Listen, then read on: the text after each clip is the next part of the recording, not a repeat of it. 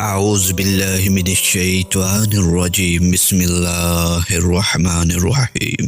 تمام حمد و ثنا اللہ تعالیٰ کی ذات اقدس کے لیے جو ہمارے دلوں کے حال سے خوب واقف ہے۔ بے شک کوئی لائق عبادت نہیں اس عظیم الشان ذات کے علاوہ جو تمام جہانوں کا پالنے والا ہے، اور درود و سلام اس کے خاص بندوں پر جنہوں نے اس کے پیغام کو ہر عام و خاص تک پہنچانے میں اپنی جانوں کے نذرانے پیش کیے۔ بے شک اللہ اور اس کے تمام فرشتے ان پر درود و سلام کرتے ہیں۔ اللہم صلی علی محمد و آل محمد۔ پیارے دوستو، میرا نام ہے زاہد عباس اور آپ دیکھ رہے ہیں پاک سٹوری لائن، جہاں پر آپ کو اہل بیت کے متعلق بے شمار واقعات و معجزات سننے کو ملتے ہیں۔ مجھے امید ہے کہ آج کی ویڈیو بھی آپ کو ضرور پسند آئے گی۔ ہمارے چینل کے ساتھ منسلک رہنے کے لیے ہمارے چینل کو سبسکرائب ضرور کیجیے گا۔ جب امیر المومنین حضرت امام علی علیہ السلام کی شہادت ہوئی تو امام حسن علیہ السلام اور امام حسین علیہ السلام نے آپ کی وصیت کے مطابق آپ کا جنازہ کوفہ کے نزدیک مقام پر، جسے نجف کہتے ہیں، لے جا کر دفن کر دیا۔ لیکن آپ کی مرکز مطہر تقریباً 150 سال مخفی رہی اور لوگوں کو یہ معلوم نہیں تھا کہ آپ کی قبر مقدس کہاں پر ہے۔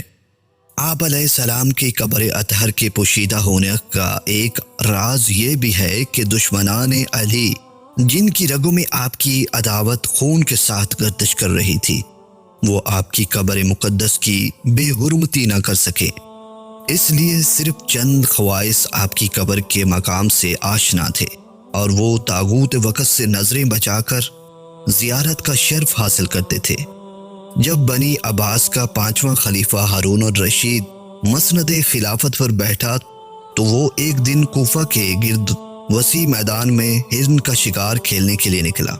اس نے اپنے ساتھیوں کو دستور دیتے ہوئے حکم دیا کہ تمام اطراف میں پھیل جائیں، اور جہاں پر کوئی ہرن نظر آئے تو اسے چاروں طرف سے گھیر لیا جائے تاکہ ہرن خلیفہ کے تیر اندازوں کی زد میں آ سکے۔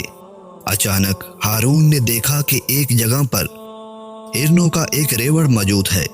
اس نے حکم دیا کہ شکاری حضرات ان پر اپنے کتے اور باز چھوڑ دیں اور اس ریوڑ کو اپنے حصار میں لے لے۔ جب اس ریوڑ نے شدید خطرہ محسوس کیا تو وہ بلندی پر چلے گئے اور وہاں زمین پر اپنے پاؤں پھیلا کر سکون سے بیٹھ گئے۔ دیکھنے والوں کو وہ ہرن بڑے مطمئن لگ رہے تھے۔ جب کتے اور باز ان کے تعاقب میں چھوڑے گئے تو وہ آدھا رستہ طے کرنے کے بعد نیچے گر جاتے، جبکہ ایسا کئی بار ہوا۔ ہارون اور اس کے ساتھیوں نے جب یہ پراسرار امیز منظر دیکھا تو وہ حیران ہو گئے، اور وہ اس راز کو جاننا چاہتا تھا کہ کس چیز نے ہرنوں کو پناہ دے رکھی ہے۔ یہ تو جنگلی جانور ہے، ان کے برعکس کتے اور باز تو سدھارے ہوئے ہیں، اس کے باوجود وہ ان کے پاس اوپر نہیں جا سکتے اور آدھے راستے سے ہی واپس لوٹ آتے ہیں۔ ہارون نے حکم دیا کہ کچھ افراد کو کوفہ بھیجو، جو وہاں سے چند بوڑھے افراد کو لائیں جو اس جگہ کے متعلق ہمیں بتائیں، کیونکہ ہم اس راز سے آگاہی چاہتے ہیں۔ یہ سن کر چند سپاہی کوفہ سے چند بوڑھے بزرگوں کو اپنے ہمراہ لے آئے۔ ہارون نے ان سے پوچھا، کیا تم نے اپنے بزرگوں سے اس جگہ کے متعلق کچھ سن رکھا ہے؟ ایک بوڑھے نے جواب دیا، اگر جان کی امان پاؤں تو میں بتانا چاہتا ہوں۔ ہارون نے اسے امان دی کہ بے فکر ہو جاؤ، تمہیں کچھ بھی نہیں کہا جائے گا۔ اس بوڑھے نے کہا کہ میرے باپ نے میرے دادا سے نقل کیا ہے کہ شیعان علی کا عقیدہ ہے کہ حضرت علی علیہ السلام کی قبر مطہر اسی مقام پر ہے۔ اس جگہ کو خداوند متعال نے اپنا حرم قرار دے رکھا ہے۔ اس لمحے ہارون کو اس راز سے آگاہی ہوئی اور وہ گھوڑے سے نیچے اترا۔ وہ اس مقام پر 3 دن تک بیٹھ کر گریہ کرتا رہا۔ اس نے وہاں پر بارگاہ مولا تعمیر کرنے کا حکم دیا۔ اس کے بعد جو بھی کوفہ آتا وہ زیارت قبر علی کے لیے ضرور جاتا۔ یوں یہ عظیم راز ظاہر ہوا، اور وہ بھی ایک دشمن اہل بیت ہارون رشید کے ذریعے، جو بظاہر دوستی اور محبت کا دعوے دار تھا، جبکہ حقیقت میں وہ اہل بیت کے خون کا پیاسا تھا۔ اس نے حضرت علی علیہ السلام کے فرزند امام موسیٰ کاظم علیہ السلام کو طویل مدت تک قید میں رکھا، پھر درجہ شہادت تک پہنچایا۔